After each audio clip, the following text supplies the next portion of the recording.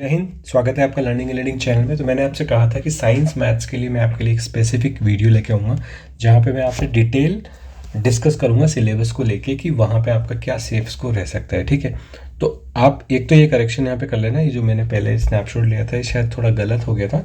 ये आपका correct latest syllabus के हिसाब से आपके जो है मार्क्स का डिस्ट्रीब्यूशन है। ठीक है, अब इसमें थोड़ा सा क्या करते हैं, ये तो डेटा मैंने आपको शेयर किया था इसे कि आपका जो लेटेस्ट जो भी सर्वे था उसके हिसाब से लगभग आपके जो हैं 1,80,000 से 1,90,000 आपके एप्लीकेंट हैं साइंस मैथ्स में लेवल 2 में।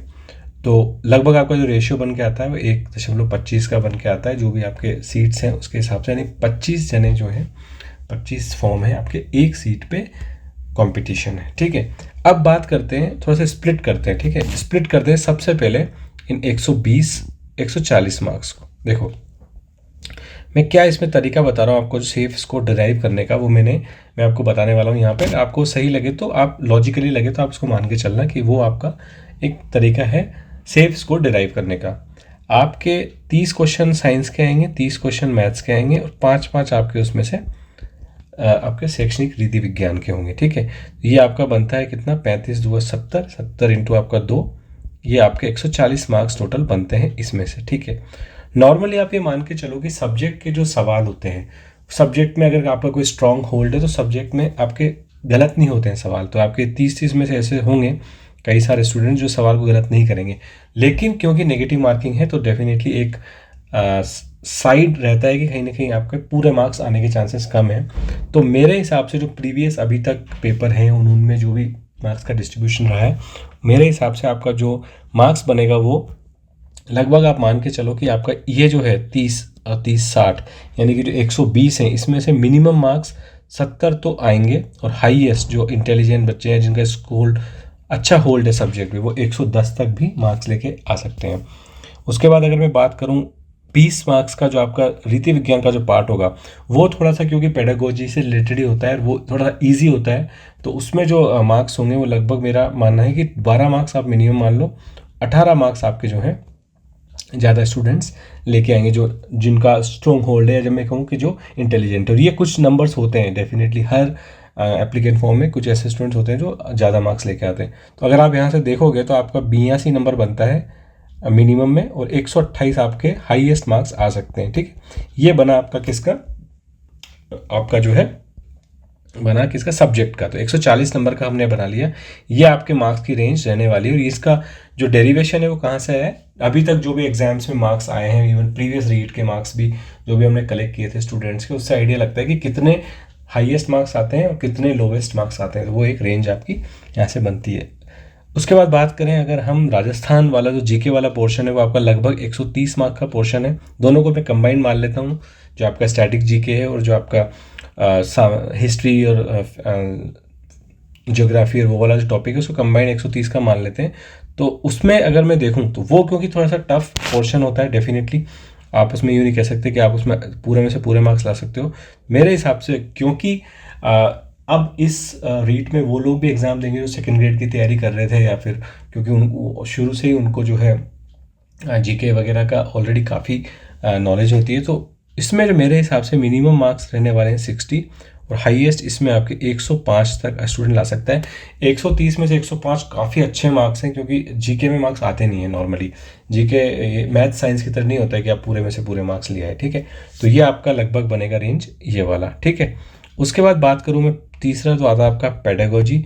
पेडागोजी में मुझे लगता है मेरे हिसाब से जो आपका मार्क्स का जो डिस्ट्रीब्यूशन रह सकता है वो रह सकता है 20 मार्क्स की जो पेडागोजी आती है, जो कि आपका ये वाला पोर्शन है, ये मैंने ऐड नहीं किया था, अब ऐड कर दिया। यह प्योर आपकी जो मनोविज्ञान का जो चैप्टर टॉपिक होता है, इसमें क्योंकि ये तो आप मान के चलो कि मिनिमम 12 और हाईएस्ट आपके 20 में से 20 आ सकते हैं इसमें से, और आते हैं नॉर्मल स्टूडेंट्स के आते हैं, हमने सीटेट में भी देखा होगा और रीट में भी पहले काफ़ी सारे स्टूडेंट्स हैं जो पेडागोजी में पूरे में से पूरे मार्क्स लेके आते हैं। तो यहाँ पे आपके मार्क्स पूरे आ सकते हैं। उसके बाद मेरा फोर्थ एंड लास्ट बचता है आपका इन्फॉर्मेशन टेक्नोलॉजी। इन्फॉर्मेशन टेक्नोलॉजी में मैं मान के चलता हूँ 5 आपका मिनिमम और 8 आपका हाईएस्ट हो सकता है। तो अगर मैं इनको सबको टोटल करूँ, अगर मैं 82, 60, 15 और 5, ये मेरा लोवेस्ट मार्क्स को मैं टोटल करूँ तो ये आता है मेरा 162, और हाईएस्ट जो मेरे मार्क्स थे वो उनको अगर मैं टोटल करूँ यहाँ पे तो वो है मेरे 128 और 105, 20 और 8, ठीक है, ये मेरा बनता है 261। तो अगर जो टॉपर होंगे या जो ज़्यादा तैयारी कर रहे हैं, जिनके ज़्यादा से ज़्यादा मार्क्स आ सकते हैं, वो कितना आ सकते हैं, 261 आ सकते हैं। Minimum marks 162। मैं यूँ नहीं कहता हूँ कि 162 से नीचे नहीं आएंगे किसी के, डेफिनेटली 162 से नीचे भी आएंगे किसी के, लेकिन हम उनको फिलहाल कॉम्पिटिशन में नहीं मान रहे हैं। तो मैं मान के चलता हूँ कि 1,90,000 ने अगर फॉर्म भरा है तो 90,000 को आप छोड़ दो, 1,00,000 आपके स्टूडेंट्स होंगे जो इस रेंज में मार्क्स लेके आएंगे, ठीक है। कंपटीशन 1,00,000 के बीच में ही होने वाला है। तो ये हैं। अब 1,00,000 में से डेफिनेटली काफ़ी सारे स्टूडेंट्स होंगे जो कोई कट ऑफ इधर से डिसाइड होगी, इधर से आपकी कट ऑफ डिसाइड होगी, तो वहाँ से हम देखते हैं कि सेफ स्कोर आपका क्या रह सकता है, ठीक है। नॉर्मली अगर आप देखोगे, मैंने ग्राफ ऐसे ही एक रैंडम ग्राफ बनाया, तो नॉर्मली जो डिस्ट्रीब्यूशन रहता है वो इस तरीके से रहता है। आपकी ज़्यादातर स्टूडेंट्स रहेंगे 150 से 182 के बीच में, 150 से नीचे भी काफ़ी रहेंगे, मैंने आपको बता दिया, वो आपका जो है हट जाएगा, ठीक है। उसके बाद आपका ये एक तरीके से सैम्पल है, इसको रियल मानना है, सैम्पल है, ठीक है। इसको फिर प्रोजेक्ट कर सकते हैं हम किस पे, एक्चुअल नंबर पे प्रोजेक्ट कर सकते हैं, पर ये एक सैम्पल डेटा मान लो आप। कट ऑफ आपकी डिसाइड होती है इधर से, ठीक है। तो इधर से अगर कट ऑफ डिसाइड हो रही है तो ये 1,000 लोग जो टॉपर हैं वो, अब सीट्स आपके यहाँ से घटती जाएंगी। सपोज 7,500 सीट है, 1,000 लोग तो ये गए, आपकी क्या बची, यहाँ पे बची आपकी 6,500 सीट, ठीक है। अब 3,500 लोग ये गए, ठीक है, तो 3,500 ये गए, तो आपकी यहाँ बची कितनी, 6,500 है तो 3,500 गई तो 2,000 सीट्स, ठीक है। अब 2,000 सीट्स, अब इन 5,000 में से कोई भी 2,000 बंदे इधर आएंगे, 3,000 का सिलेक्शन यहाँ से भी नहीं होगा।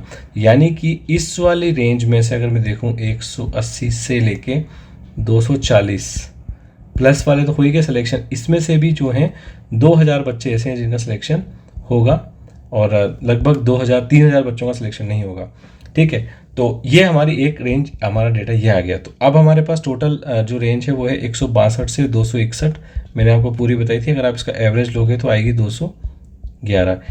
अब अगर आप मुझसे कहो कि सर इस पूरे डेटा से आप फाइनल मुझे बताओ कि सेफ स्कोर कितना है, मुझे कितने मार्क्स लाने हैं कि मेरा हो जाए, तो अगर मैं इसको टोटल आपकी जो भी डेटा एनालिसिस के फॉर्मूले लगा के मैं निकालूँ, तो मेरे हिसाब से साइंस मैथ्स में जनरल कैटेगरी में, ठीक है, अगेन ये ST कैटेगरी की नहीं है, मैं एक जनरल मार्क्स बता रहा हूँ, अगर आप 205 से 220 के बीच में मार्क्स अगर लाते हो 300 में से, ठीक है, ये कितने में से हैं, 300 में से, तो आपका सिलेक्शन जो है, चांसेस आपके बन जाएंगे कि आपके लिए सेफ स्कोर होगा। ये मेरा प्रिडिक्शन है, ठीक है, ये रियलिटी नहीं है, ये एक प्रिडिक्शन है बेस्ड ऑन द अभी तक जो भी एग्ज़ाम हुए हैं, पेपर जिस तरह का रहता है, अगर जीके इन्वॉल्व हो जाती है तो किस तरीके के पेपर आता है, तो ये, तो इसको आप परसेंटेज में निकाल सकते हो, पर मैं आपको मार्क्स के फॉर्म में बता रहा हूँ, ये एक सेफ स्कोर रह सकता है। इसका मतलब ये नहीं है कि 204 वाले का सिलेक्शन नहीं होगा, हो सकता है 204 वाले का भी, कैटेगरी पे डिपेंड करता है, अगर वो OBC है, इस कैटेगरी में है, तो इसलिए मैं बोल रहा हूँ ये कैटेगरी वाइज नहीं है। लेकिन ये आपका ऐसा है कि आप जिस भी कैटेगरी में हो, अगर आपके ये मार्क्स हैं तो फिर आप निश्चिंत होकर आगे बढ़ सकते हो, आपका सिलेक्शन हो जाएगा। अब क्योंकि आपने एग्ज़ाम तो दिया नहीं है, तो आपके पास ऑप्शन है मॉडल पेपर, ठीक है। आपने अगर मॉडल पेपर सीरीज़ किसी की ले रखी है, तो आपका टारगेट जो होना चाहिए मॉडल पेपर में वो ये होना चाहिए, ठीक है। और अभी तक अगर आपके नहीं आ रहे हैं तो आपको थोड़ी सी मेहनत करने की और ज़रूरत है। लास्ट जो 20 डेज बचे हैं उसमें आप टारगेट करो ये चीज़। अब मैं बात करता हूँ कि ठीक है कैसे मार्क्स लाए जाएँ। फोकस आप करो 120 सब्जेक्ट वाले उस पर, ठीक है। अब जीके वीके पे ज़्यादा फोकस मत करो, सब्जेक्ट वाले पार्ट पे फोकस करो। जीके पे जो पढ़ना था जो पढ़ लिया, अब आप कुछ भी पढ़ो, जितना आपको याद है उतना ही याद है, इस पर फोकस करो, सब्जेक्ट वाले पे। पेडागोजी जो होता है आपका मनोविज्ञान, इसमें फुल कोशिश करो कि 20 में से 20 मार्क्स आपको आएँ, क्योंकि यही एक ऐसा टॉपिक है जो आपको करेगा। और एक जो बहुत सारे लोग मिस कर देंगे वो है आपका इंफॉर्मेशन टेक्नोलॉजी वाला। रट के जाओ, 400-500 क्वेश्चन, 800 क्वेश्चन, जो भी आप कर सकते हो इन्फॉर्मेशन टेक्नोलॉजी को करो। यहाँ भी आपको 10 में से 10 टारगेट करने हैं। अगर आपने ये चीज़ कर ली तो जीके में तो आप फिर क्या है, मिनिमम अटेम्प्ट करो, ताकि नेगेटिव मार्किंग होने के चांसेस वहाँ पे बहुत ज़्यादा हैं। क्योंकि हमेशा जीके में क्या होता है, 2 ऑप्शंस आपको करेक्ट लगते हैं और आपको थोड़ा सा कन्फ्यूजन क्रिएट हो जाता है। लेकिन सब्जेक्ट में क्या है कि फैक्चुअल बातें होती हैं, अगर आपको पढ़ा है और आपको सोल्यूशन आपने निकाला है, सॉल्व किया है, तो अटेम्प्ट का भी आपका मेरे हिसाब से तो यही वाला होना चाहिए। आप इसी को अटेम्प्ट करना पहले, इन तीनों पोर्शन को ही, और कोशिश करना कि आप इसे मैक्सिमम स्कोर करो। आप चाहो तो अपना टाइम डिस्ट्रीब्यूशन इस तरह कर सकते हो कि आप 70% टाइम यहाँ देना और 30% टाइम ही आप रखना जीके के लिए, क्योंकि उसमें आपको सोचना नहीं है। आपने क्वेश्चन पढ़ा, ठीक है, आपको आंसर आता है तो आता है, टिक लगाओ, आगे बढ़ जाओ। नहीं तो कोई मतलब नहीं है, क्वेश्चन में कोई दिमाग नहीं लगाना, सोचना नहीं है। इसलिए आपको 30% अगर आप मान के चलो कि आपके कितने क्वेश्चन आने वाले हैं जीके के टोटल मिला के आपको 60 और 70, यानी कि अगर 130 मार्क्स के क्वेश्चन यानी कि आपको लगभग 65 क्वेश्चन आने वाले हैं, तो आपको करना ही है कि 65 क्वेश्चन में आपको 65 मिनट ही देने हैं। ठीक है, टोटल उस चैप्टर को आपको 65 मिनट ही देने हैं। 1 मिनट में एक क्वेश्चन का आपका टारगेट होना चाहिए, बाकी सारा टाइम आप यहाँ दो, सॉल्व करो साइंस मैथ्स के, और कोशिश करो कि आप यहाँ पे पूरे में से पूरे मार्क्स लेके आओ। ठीक है, तो आपको फिर ये वाला जो टारगेट ईजी हो जाएगा आपके लिए। ठीक है, बाकी और भी कोई और तरीका है और कोई स्ट्रैटेजी है तो मैं आपसे डिस्कस करूंगा। फिलहाल जो मेरे दिमाग में आती है ये परफेक्ट स्ट्रैटेजी है, और टाइम कम बचा है, ज़्यादा सोचने की ज़रूरत नहीं है। आप जो कर रहे हो वो सही कर रहे हो, और अभी तक आपको वहाँ से मूव होने की ज़रूरत नहीं। लेकिन अब आप ये कर सकते हो कि फोकस आप इसमें रखना। काफ़ी सारे बच्चे होंगे जिनको जीके पे जिन्होंने फोकस रखा होगा, मेरा सजेशन ये है कि जीके पे से फोकस हटा के आप सब्जेक्ट पे फोकस करो, क्योंकि यहाँ नेगेटिव मार्किंग है, तो यहाँ पे आपका जो है चांसेस ज़्यादा है कि आपका नेगेटिव कम होगा और आप यहाँ पे स्कोर ज़्यादा कर पाओगे। ठीक है, स्टैटिक जीके में बहुत सारा टॉपिक होता है और आप पूरा कवर नहीं कर पाओगे, 1 साल क्या 2 साल में कवर नहीं कर पाओगे, और जितना आप पढ़ोगे उतना भूलोगे। तो सबसे ज़्यादा है कि आप इस वाले पोर्शन पे ध्यान दो, इन तीनों पोर्शन पे, और स्कोर करो इन दोनों पोर्शन में 100%, और इसमें ट्राई करो स्कोर करने की 120 में से मिनिमम 100 मार्क्स, तब आपका काम हो जाएगा। फिर आप जीके में अगर 40, 50, 60 मार्क्स भी ले आए तो आप सेफ स्कोर की रेंज में आ जाओगे। ठीक है, तो ये साइंस मैथ्स के लिए मैं आपके लिए डिस्कस करना चाह रहा था। आपके मन में और कोई डाउट है और कोई दुविधा है किसी पर्टिकुलर चीज़ को लेकर, मुझे कमेंट सेक्शन में जरूर बता देना आप, ताकि उस दुविधा को भी दूर करने की हम कोशिश करेंगे। ठीक है, तो इस वीडियो में फिलहाल इतना ही, मिलेंगे इसी तरीके की नेक्स्ट वीडियो में। धन्यवाद, जय हिंद।